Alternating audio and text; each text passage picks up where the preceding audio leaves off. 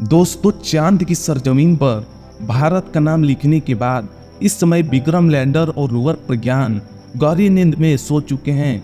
दरअसल चांद के जिस पास साइड में लैंडर और रोवर खड़े हैं, उस इलाके में इस वक्त रात का काला अंधेरा छाया हुआ है।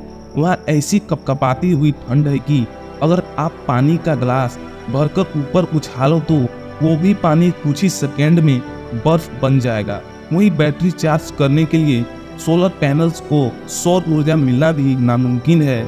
इसलिए इसरो के वैज्ञानिकों ने इन दोनों के उपकरण बंद करके इन्हें स्लीप मोड में डाल दिया था। लेकिन इसने नींद में ही चांद के बारे में कुछ ऐसी डेटा भेजी जो देखकर पूरी दुनिया हैरान है।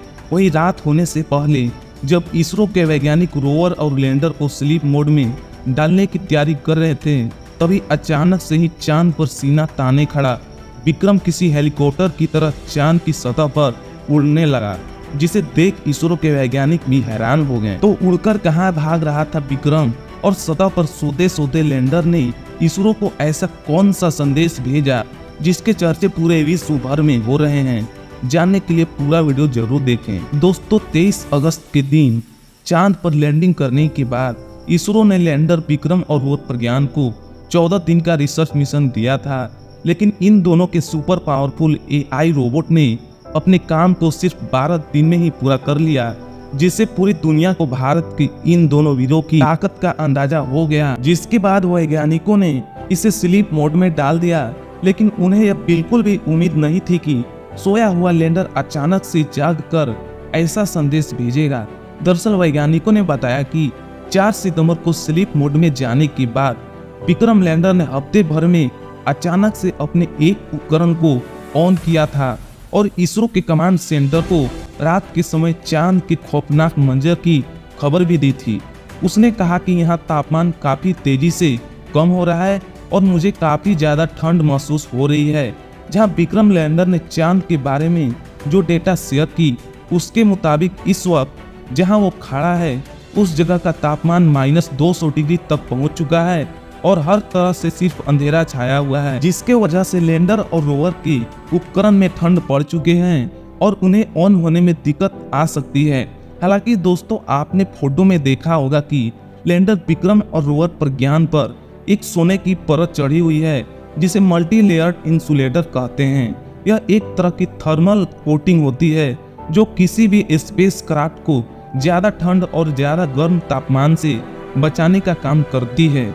वहीं वैज्ञानिकों का कहना है कि जब इसके उपकरणों पर सूर्य की रोशनी पड़ेगी तो इसके ऊपर जो थोड़ी बहुत जमी हुई चांद की धूल होगी वो भी पिघलकर उतर जाएगी, जिससे उपकरण फिर से शुरू हो जाएंगे। इस वजह से भले ही 21 सितंबर को ही चांद पर सुबह की पहली किरण का आगाज होगा, लेकिन वैज्ञानिक लैंडर और रोवर को 22 सितंबर के दिन ही ऑन करेंगे।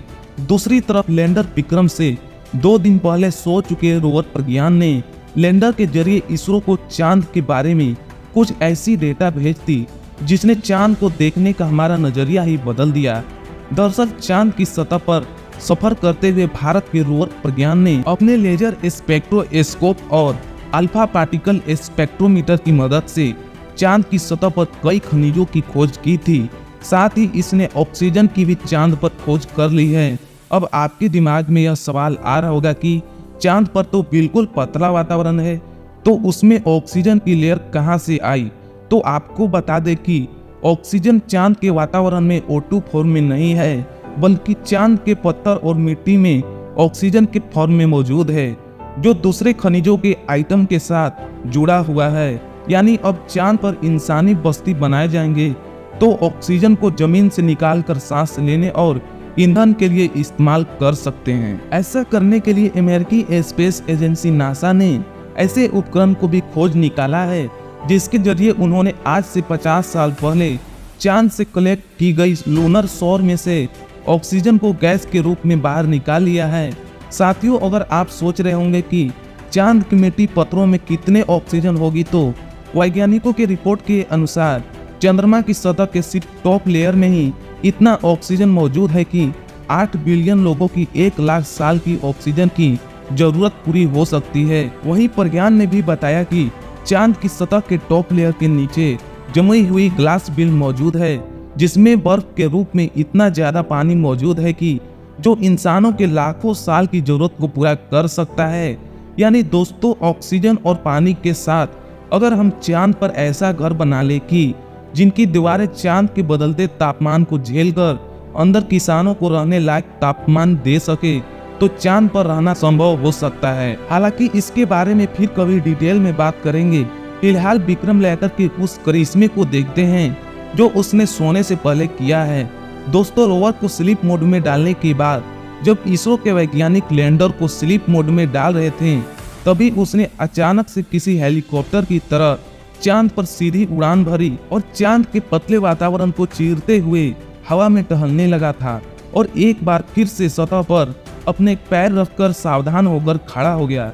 दरअसल जब इसरो की टीम विक्रम लैंडर को स्लीप मोड में डाल रही थी, तभी उन्होंने देखा कि लैंडर में काफी फ्यूल बचा हुआ है और बैटरी भी फुल चार्ज है। तो उन्होंने एक नया प्रोग्राम करने की सोची, जिसके लिए उसके इंजन चालू किए गए और धीरे धीरे उसने अपने पैर जमीन से उठाना शुरू किया। देखते ही देखते 40 सेंटीमीटर ऊपर उठ गया, जिसके बाद वैज्ञानिकों ने इसे अपने आप सॉफ्ट लैंडिंग करने का कमांड दे दिया। इसका मैसेज मिलते ही फिर उसने अपनी 11 आंखें यानी 11 कैमरा उन्हें सहायता देने के लिए अपने 9 सेंसर भी ऑन कर दिए। फिर हवा में उड़ते हुए उसने चारों ओर देखना शुरू किया ताकि लैंडिंग के लिए समतल जगह मिले, और जैसे ही उसे वह जगह मिल गई, वैसे ही वह उड़ते हुए वहां गया और इंजन बंद करके उसने वहां दूसरी बार सॉफ्ट लैंडिंग की। विक्रम की इस उपलब्धि से वैज्ञानिक काफी खुश हैं, क्योंकि ऐसा करके उन्होंने भविष्य में होने वाले चंद्रयान 4 और चंद्रयान 5 मिशन के लिए कई रास्ते खोल दिए हैं। अब वैज्ञानिकों को सिर्फ विक्रम की साइज थोड़ी बड़ी करनी है ताकि उसमें सैंपल कलेक्ट करने के लिए रोबोटिक हाथ लगाया जा सके और रखने के लिए कैप्सूल फिट किया जा सके। वहीं चंद्रयान 4 के बाद अब इसरो चंद्रमा पर अपना पहला मानव मिशन यानी चंद्रयान 5 भी भेजेगा। तभी इसी टेक्नोलॉजी के साथ भेजा जाएगा।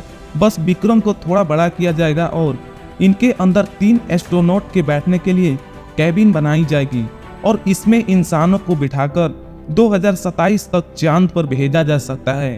फिलहाल इस वक्त वैज्ञानिक आज का इंतजार कर रहे हैं, क्योंकि आज के दिन इन दोनों ने इसरो के सिग्नल रिसीव कर लिए और यह फिर से ऑन हो गए तो इन्हें काम करने के लिए 14 दिन और मिल जाएंगे, और जिसमें यह चांद के और कुछ अद्भुत रहस्यों से पर्दा उठा पाएंगे। और अगर चांद की कपकपाती ठंड में इनके उपकरण या बैटरी खराब हो गई तो फिर यह हमेशा के लिए चांद पर शिव शक्ति पॉइंट पर भारत के एम्बेसडर बनकर बंद पड़े रहेंगे। लेकिन हमें यह उम्मीद है कि भारत के ये 2 वीर फिर जागेंगे और दुनिया में हमारा नाम रोशन करेंगे। तो दोस्तों, आज के लिए बस इतना ही। अब आप एक सच्चे देशभक्त की तरह इस वीडियो को लाइक करने के साथ कमेंट बॉक्स में जय हिंद जरूर लिखें। साथ ही ऐसे ही इंफॉर्मेटिव वीडियो देखने के लिए हमारे चैनल को सब्सक्राइब भी कर दीजिए। धन्यवाद दोस्तों, जय हिंद।